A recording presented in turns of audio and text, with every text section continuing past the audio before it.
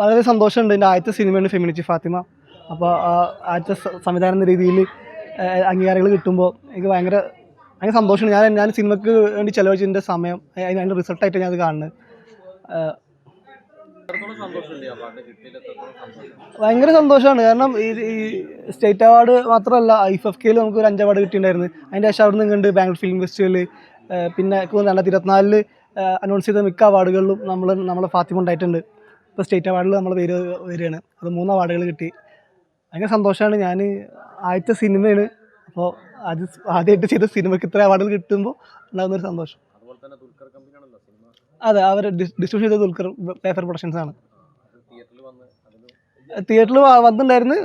നമ്മൾ വിചാരിച്ച പോലെ ആളുകൾ അവിടെ തിയേറ്ററിലോട്ട് എത്തിയില്ല എന്നുള്ളൊരു വിഷമമുണ്ട്. ഓൾറെഡി OTT ഇമീഡിയറ്റ് റിലീസ് ഉണ്ട് എന്നുള്ളതാണ്. അങ്ങനെ കൺഫേം ആയിട്ടില്ല.